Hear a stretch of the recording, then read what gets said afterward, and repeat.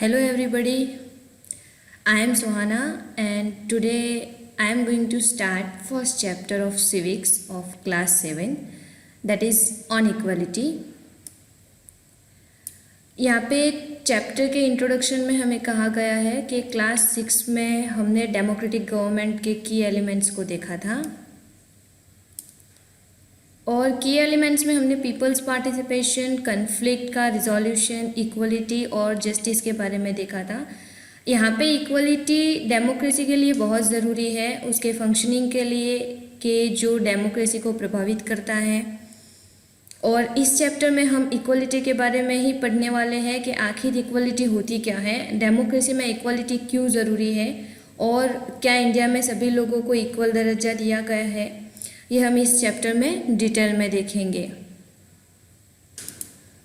सबसे पहले हम कांता की स्टोरी देखते हैं। तो यहाँ पे जो लाइन है उसमें सब वोटिंग के लिए खड़े हैं और ये लाइन में कांता भी खड़ी है और वो अपनी दोस्त सुजाता से बात कर रही है कि देखो कितनी अच्छी बात है कि हमारे देश में सबको इक्वल सिटीजन का दर्जा दिया गया है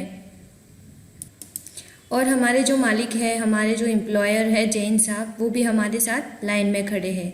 और इसके बाद कांता की बारी आती है वोट करने की। कांता वोट करने के लिए जाती है और ऐसे कैंडिडेट को वोट करती है जिसने कांता के इलाके में पानी पहुंचाने का वादा किया है। इसके बाद वोटिंग का काम ख़त्म हो जाता है और इसके बाद जैन साहब चले जाते हैं। कांता उनको हाय हेलो करती है। अब कांता सुजाता को बात करते हुए कहती है कि उसकी बेटी गुड़िया को बहुत ज़्यादा बुखार है और उसको हॉस्पिटल जाना है, लेकिन उसके पहले मुझे जैन साहब के घर जाना है ताकि उनसे मैं कुछ पैसे एडवांस ले सकूं। इसके बाद कांता घर आती है। घर आकर अपनी बेटी को कुछ पीने के लिए देती है और कहती है कि शाम को मैं जब काम से वापस आऊँगी तब तुम्हें लेकर चलूँगी हॉस्पिटल। इसके बाद बाहर आकर कांता देखती है कि उसकी जो बस्ती है वो काफ़ी गंदी है और उसे लगता है ये गंदगी की वजह से ही उसकी बेटी की तबीयत खराब रह रही है। इसके बाद कांता अपने मालिक के घर काम करने आती है, जैन साहब के घर, और काम करने के बाद वो कुछ एडवांस लेती है उनसे और फिर जाकर हॉस्पिटल में लाइन में खड़ी हो जाती है अपनी बेटी का इलाज कराने के लिए।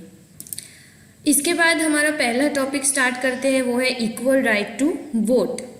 तो हमारी ये जो स्टोरी है वो कांता से उसकी शुरुआत हुई थी। कांता वोट डालने के लिए लाइन में खड़ी थी और वहाँ इमेज में हमने ये भी देखा कि बहुत अलग अलग सोसाइटी के लोग खड़े थे उसके साथ लाइन में वोट डालने के लिए। कांता अपने एम्प्लॉयर को रिकॉग्नाइज करती है जो कि जैन साहब है और उसके साथ ही उनके पड़ोसी छोटे लाल को भी पहचानती है। अब हमारी जो कंट्री है वो डेमोक्रेटिक है और ऐसी कई सारी डेमोक्रेटिक कंट्रीज़ में एडल्ट्स को वोट डालने का अधिकार है, फिर चाहे वो किसी भी रिलीजन से बिलोंग करता हो, कितना भी उनके पास एजुकेशन हो, किसी कास्ट से बिलोंग करता हो या फिर वो अमीर हो या गरीब हो, वो जाकर वोट डाल सकता है। और इसे यूनिवर्सल एडल्ट फ्रेंचाइज कहा जाता है। ये हमने क्लास 6 की बुक में देखा था। यूनिवर्सल एडल्ट फ्रेंचाइज डेमोक्रेसी के लिए बहुत इम्पोर्टेंट है।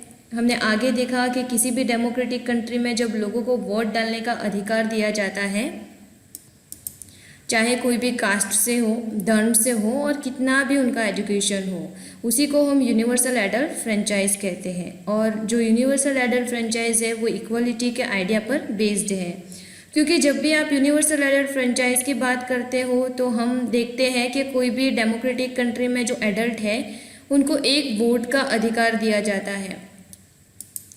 तो इसी तरह यूनिवर्सल एडल्ट फ्रेंचाइज इक्वलिटी के आइडिया को प्रमोट करता है, उसको फॉलो करता है और इस चीज़ को देखकर कांता बहुत एक्साइटेड और हैप्पी होती है वोट करने के लिए कि उसके साथ इक्वल व्यवहार किया जा रहा है और सभी लोगों के पास एक वोट है। लेकिन जैसे जैसे उसका दिन गुजरता है उसको ऐसा डाउट होता है कि क्या उसके साथ इक्वल ट्रीटमेंट सच में होता है। वहाँ पर आपसे सवाल पूछा गया है कि आखिर ऐसा क्यों हुआ है, कांता जो है वो इक्वलिटी के स्टेटस को लेके अनश्योर क्यों हो गई। तो इसके बाद अगर हम कांता की लाइफ को देखें तो हम इसको अच्छे से समझ पाएंगे। अब कांता जो है वो स्लम में रहती है, यानी कि बस्ती में, और उसके घर के पीछे एक ड्रेन यानी कि नाली बहती है और उसकी जो बेटी है गुड़िया वो काफ़ी ज़्यादा बीमार रहती है, लेकिन वो अपने काम से छुट्टी नहीं ले सकती है क्योंकि उसको अपने मालिक से जाकर कुछ पैसे उधार लेने हैं और उसका जो जॉब है डोमेस्टिक हेल्पर का, उसकी वजह से वो काफ़ी ज़्यादा थक जाती है और उसका जब दिन ख़त्म होता है तो फिर से उसको जाकर गवर्नमेंट हॉस्पिटल की लाइन में खड़ा रहना पड़ता है ताकि वो अपनी बेटी का इलाज कर सके। और जो गवर्नमेंट हॉस्पिटल की लाइन है उसमें जो लोग खड़े होते हैं वो ज़्यादातर गरीब लोग होते हैं जिनके पास इलाज कराने के लिए पैसे नहीं होते। और यहाँ पर जाकर जो कांता है वो सोचती है कि जो जैन मैडम है या फिर जो जैन साहब है उनको किसी भी तरीके की लाइन में नहीं खड़ा रहना पड़ता है सिवाय के वोटिंग लाइन में, और उनको हर जगह काफ़ी प्रिविलेजेस मिलते हैं। अब हमारा नेक्स्ट टॉपिक है अदर काइंड्स ऑफ इक्वलिटी, यानी कि अब हम दूसरे तरीके की इक्वलिटी की बात करते हैं। अब कांता के जैसे कंट्री में बहुत लोग हैं जिनको वोट देने का अधिकार तो है लेकिन दूसरी कंडीशन में वो इक्वल नहीं है, और गरीब होने के अलावा भी दूसरे तरीके की इक्वलिटी भी इंडिया में मौजूद है। आगे हम 2 स्टोरीज देखेंगे जिसके ज़रिए हम समझने की कोशिश करेंगे कि किस किस तरह की इनइक्वलिटी मौजूद है। अब इंडिया में जो इनइक्वलिटी का सबसे कॉमन टॉपिक है वो है कास्ट सिस्टम। अगर आप रूरल एरिया में रहते हैं तो आपको कास्ट आइडेंटिफाई काफ़ी कम उम्र में पता चल गई होगी। अगर आप शहरों में देखेंगे कि लोग जो है वो कास्ट में बिलीव नहीं करते, लेकिन जब हम मैट्रिमोनियल एड्स को देखेंगे जो यहाँ पे साइड में दिए गए हैं, इनको देखने के बाद लगेगा कि लोग अभी भी कास्ट में बिलोंग करते हैं, बिलीव करते हैं और शादी वगैरह भी कास्ट में ही करना पसंद करते हैं। अब हम अपनी पहली स्टोरी पढ़ते हैं कि जो एक दलित चाइल्ड के बारे में है जो स्कूल अटेंड कर रहा है, और आपने पहले ही क्लास 6 में दलित के बारे में पढ़ा है या फिर जान लिया है। दलित जो वर्ड है वो लोअर कास्ट के लिए यूज़ किया जाता है। वो खुद को दलित के रूप में एड्रेस करते हैं और दलित का मतलब होता है ब्रोकन, और इस वर्ड के ज़रिए लोअर कास्ट जो है वो पॉइंट करते हैं कि उनको किस तरीके से ट्रीट किया गया है। और हमारी जो फर्स्ट स्टोरी है वो ओम प्रकाश वाल्मीकि की है जो एक फेमस राइटर है, और उन्होंने अपनी जो ऑटोबायोग्राफी है जूठन, उसमें लिखा है अपने बचपन के बारे में जब वो बच्चे थे और स्कूल में पढ़ रहे थे। उनको जब क्लास में बैठना होता था उनको दूसरे बच्चों से दूर बैठाया जाता था और कई बार सभी बच्चों से पीछे बैठाया जाता था डोर के पास, और कई बार उनको क्लास के बच्चे बिना कोई रीज़न पीटते थे। और जब वो क्लास 4 में थे तो स्कूल का जो हेडमास्टर था उसने ओम प्रकाश को कहा कि वो पूरी स्कूल के फ्लोर और पूरे प्लेग्राउंड को साफ़ करे, झाड़ू लगाए। और जो प्लेग्राउंड था वो काफ़ी बड़ा था उस छोटे बच्चे के लिए कि जो वहाँ पे झाड़ू मारने जा रहा था। और जब वो उस पूरे प्लेग्राउंड को साफ़ करने लगा उसकी वजह से उसकी पीठ में दर्द होने लगा, पूरे चेहरे पर धूल जमने लगी और उसको काफ़ी परेशानी होने लगी। और दूसरे जो बच्चे थे जो क्लास में बैठे हुए थे वो पढ़ रहे थे और ओम प्रकाश वाल्मीकि पूरे स्कूल की सफाई कर रहे थे, और जो हेडमास्टर थे वो रूम में बैठकर ओम प्रकाश को देख रहे थे और उनको पानी पीने की भी इजाज़त नहीं दी गई, और उनसे स्कूल के डोर्स और विंडोज़ भी क्लीन करवाए गए। अब जो स्कूल के टीचर्स और बच्चे थे वो सब ये नज़ारे को देख रहे थे। अगले कुछ दिनों तक ओम प्रकाश से ये सब क्लीन करवाया गया और सब खत्म तब हुआ जब ओम प्रकाश वाल्मीकि के फादर ने इस पूरे सीन को देखा जो कि उस इलाके से गुजर रहे थे, और उन्होंने आकर अपने बेटे को देखा और उसके साथ ही टीचर को कन्फ्रंट करते हुए कहा कि तुम एक टीचर हो और तुम्हें टीचर की तरह बिहेव करना चाहिए। मैं अभी तो जा रहा हूँ मास्टर जी, लेकिन याद रखना कि ये जो लड़का है ये यहीं पर पढ़ेगा और इसके साथ ही और भी लोग आएंगे पढ़ने के लिए, यानी कि जो दलित कम्युनिटी है उसके और भी बच्चे आएंगे। तो ये थी हमारी पहली कहानी। इसके बाद जो हमारी दूसरी स्टोरी है वो एक इंसिडेंट के ऊपर बेस्ड है जो इंडिया के एक बड़े शहर में हुआ है। ये एक शहर की कहानी है जो मिस्टर एंड मिसेस अंसारी की है जो रेंट पर अपार्टमेंट ढूंढ रहे हैं, और उनके लिए रेंट देना कोई बड़ी बात नहीं थी, तो इसलिए वो एक प्रॉपर्टी डीलर के पास गए ताकि वो उनको घर दिखाने में मदद कर सके। और जो डीलर था उसने उनको बताया कि वो कुछ ऐसे अपार्टमेंट जानता है जो रेंट पे अवेलेबल है, और अब जब वो पहला अपार्टमेंट देखने गए तो उन्होंने उसको काफ़ी पसंद किया और उन्होंने डिसाइड किया कि वो इस अपार्टमेंट को भाड़े पर लेंगे। लेकिन जो लैंड लेडी थी उसको जब इनके नाम के बारे में पता चला तो उसने बहाना बनाया कि वो ऐसे किसी भी व्यक्ति को रेंट पर घर नहीं देंगे जो मीट खाता है, यानी कि नॉन वेजिटेरियन है, क्योंकि उस बिल्डिंग में कोई भी नॉन वेजिटेरियन रेसिडेंट अभी तक आया नहीं है और आगे भी नहीं आने वाला। और ये सुनकर जो अंसारी पति पत्नी थे और प्रॉपर्टी डीलर था वो बहुत सरप्राइज हो गए। और इनका सरप्राइज का कारण ये था कि वो जहाँ पर मौजूद थे उसके बगल वाले अपार्टमेंट से उनको फ़िश बनाने की स्मेल आ रही थी और यही एक्सक्यूज़ उनको 2-3 और जगहों पर भी दिया गया जो अपार्टमेंट उन्होंने देखे। इसके बाद उनके जो प्रॉपर्टी डीलर थे उन्होंने उनको अपना नाम बदल के मिस्टर एंड मिसेस कुमार कर दे, तब जाकर उनको आसानी से फ्लैट मिल सकता है। लेकिन जो मिस्टर एंड मिसेस अंसारी थे वो काफ़ी रेलुक्टेंट थे और उन्होंने डिसाइड किया कि वो कुछ और जगह की तलाश करेंगे और फाइनली 1 महीना खोजने के बाद उन्हें एक ऐसा अपार्टमेंट मिला जहाँ पे वो रेंट पे रह सकते थे। इसके बाद हमारा नेक्स्ट टॉपिक है रिकॉग्नाइजिंग डिग्निटी, जो कि हमारे ऊपर वाले टॉपिक से कनेक्टेड है और उसके बारे में यहाँ एक्सप्लेन किया हुआ है। आगे हमने देखा कि जो ओम प्रकाश वाल्मीकि और अंसारी थे उनके साथ अनइक्वल ट्रीटमेंट किया गया उनके धर्म के आधार पर। इस टॉपिक में हम देखेंगे कि जो डिग्निटी है वो किसी भी व्यक्ति के लिए क्यों ज़रूरी है। लास्ट जो टॉपिक हमने देखा उससे आप समझ गए होंगे कि आप कौन से कास्ट से बिलोंग करते हो, किस रिलीजन को प्रैक्टिस करते हो और कौन से क्लास या बैकग्राउंड से बिलोंग करते हो, आप मेल हो या फीमेल हो।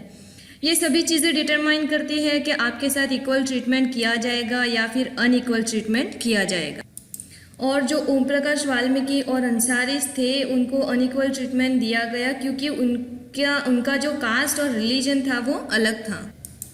अब यहाँ पे आगे जब डिग्निटी की बात आती है तो डिग्निटी में ये बात समझना ज़रूरी है कि जब भी हम किसी व्यक्ति के साथ बराबर का व्यवहार नहीं करते या बराबर का दर्जा नहीं देते तो उनकी डिग्निटी वायलेट होती है। जब ओम प्रकाश वाल्मीकि को जानबूझकर परेशान किया गया, उनसे स्कूल साफ करवाया गया कास्ट की वजह से, तो ओम प्रकाश वाल्मीकि के क्लास के जो स्टूडेंट्स थे, उनके टीचर्स थे, उन्होंने उनकी डिग्निटी वायलेट की और उनको ये फील करवाया गया कि वो सब कास्ट से नीचे है, वो इक्वल नहीं है। और ओम प्रकाश वाल्मीकि इस बात पे कुछ कर नहीं सकते थे क्योंकि वो काफ़ी छोटे थे। और जब उनके फादर ने उनको ये सिचुएशन में देखा तो वो एंग्री हुए और उन्होंने जाकर टीचर को कन्फ्रंट भी किया था। इसी तरह हम अगर अंसारी का एग्जाम्पल देखें तो उनकी डिग्निटी भी काफ़ी बुरी तरह से प्रभावित हुई जब लोगों ने उनको अपार्टमेंट भाड़े पे देने से मना किया। लेकिन जब प्रॉपर्टी डीलर ने कहा कि वो अपना नाम चेंज कर ले तो अंसारी ने अपनी डिग्निटी, अपनी सेल्फ रिस्पेक्ट की वजह से उस सजेशन को मानने से इनकार कर दिया। और जो ओम प्रकाश वाल्मीकि और अंसारी थे उनको बराबर और इक्वल रिस्पेक्ट मिलनी चाहिए, बराबर डिग्निटी मिलनी चाहिए दूसरों की तरह। अब आगे हमारा जो नेक्स्ट टॉपिक है वो इक्वलिटी इन इंडियन डेमोक्रेसी है, यानी हमारी जो इंडियन डेमोक्रेसी है वो किसी तरह से इक्वलिटी लाने की कोशिश करती है या फिर इक्वलिटी के लिए हमारी जो गवर्नमेंट है या इंडियन कॉन्स्टिट्यूशन है वो क्या काम करता है। इंडियन कॉन्स्टिट्यूशन में ये साफ लिखा है कि सभी इंडियन सिटीजन्स इक्वल होंगे, चाहे वो मेल हो या फीमेल हो, चाहे वो किसी भी कास्ट या रिलीजन से बिलोंग करें, उनका इकोनॉमिक और एजुकेशनल बैकग्राउंड कोई भी हो, उनके साथ इक्वल व्यवहार किया जाएगा।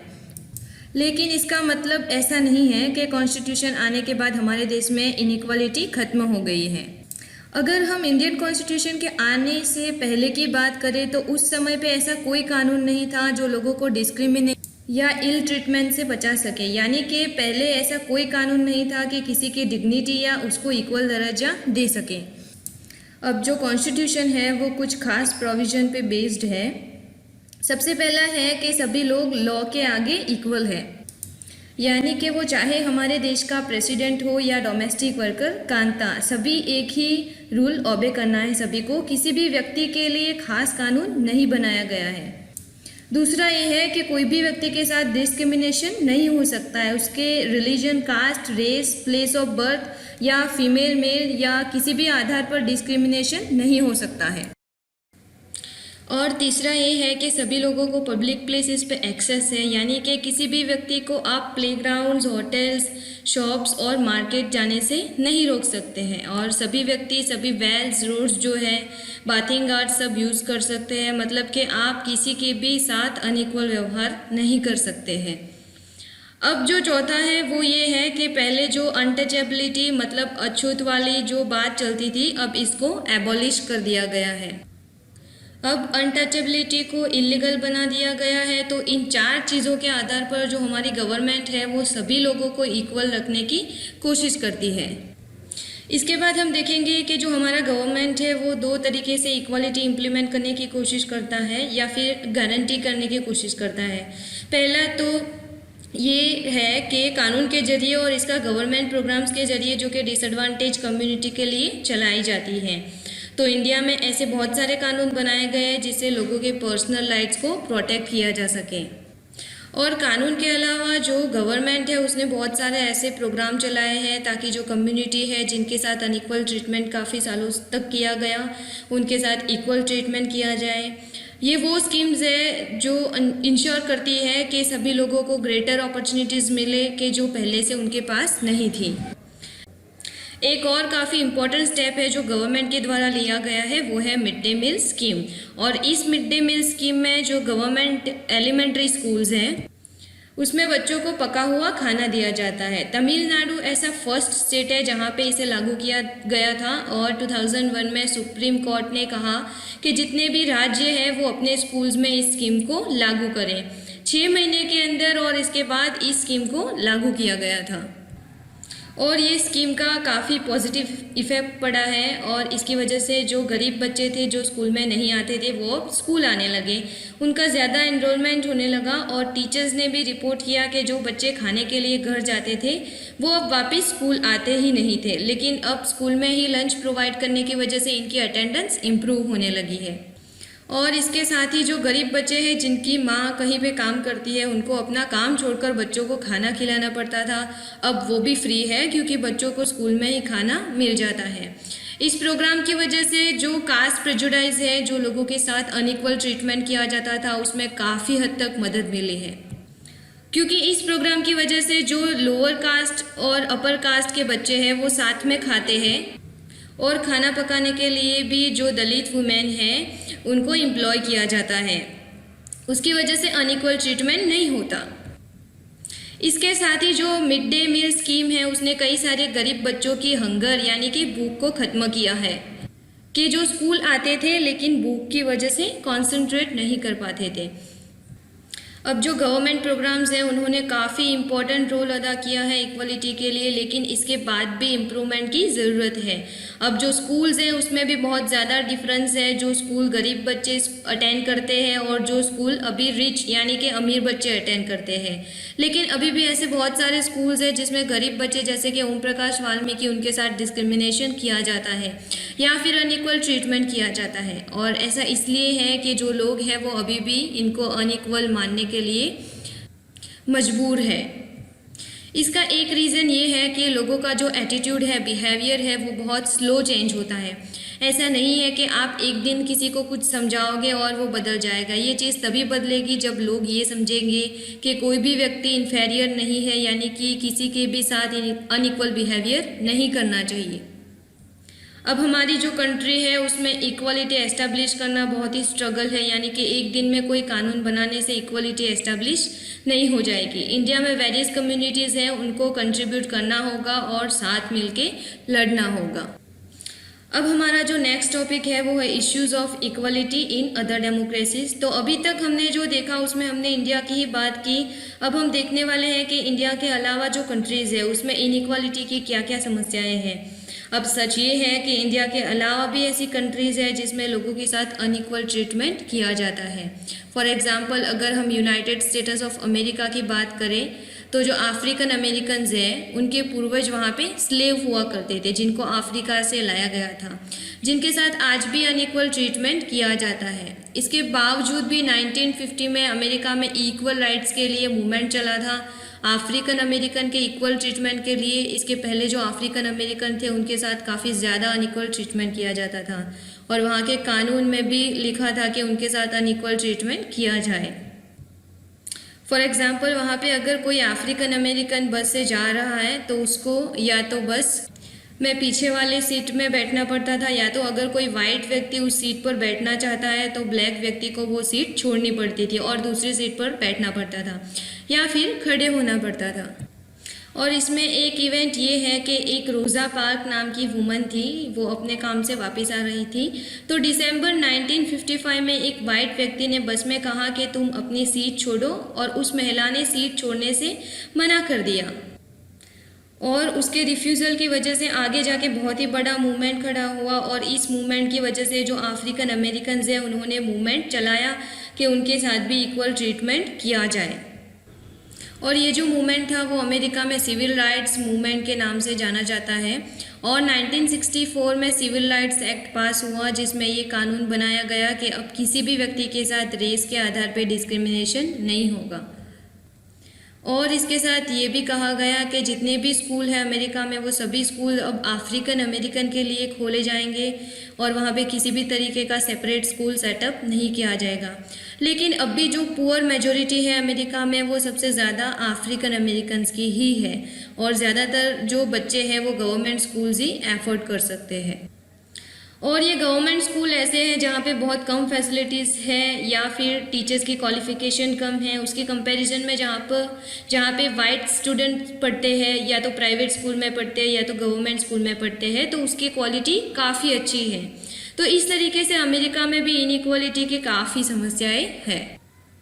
इसके बाद हमारा लास्ट टॉपिक है वो है चैलेंज ऑफ डेमोक्रेसी। तो देखिए, किसी भी कंट्री को हम कम्प्लीटली डेमोक्रेटिक नहीं कह सकते, और हमेशा ऐसा होता है कि जो कम्युनिटीज़ और इंडिविजुअल्स हैं वो डेमोक्रेसी का जो आइडिया है उसको एक्सपांड करने की कोशिश कर रहे हैं, या फिर ज़्यादा रिकग्निशन और इक्वलिटी की कोशिश कर रहे हैं, या फिर उनकी डिग्निटी को मेंटेन करने की कोशिश कर रहे हैं, स्ट्रगल कर रहे हैं। और इस बुक में आगे भी हम देखेंगे कि इक्वलिटी के लिए इश्यूज़ हमारी लाइफ में कैसे अफेक्ट करते हैं। और आगे अब जब आप ये चैप्टर पढ़ेंगे तो सोचिए कि लोग अपनी डिग्निटी को कैसे मेंटेन करते हैं। यहाँ पे हमारा चैप्टर कंप्लीट होता है। Hope you understand it well. Thank you.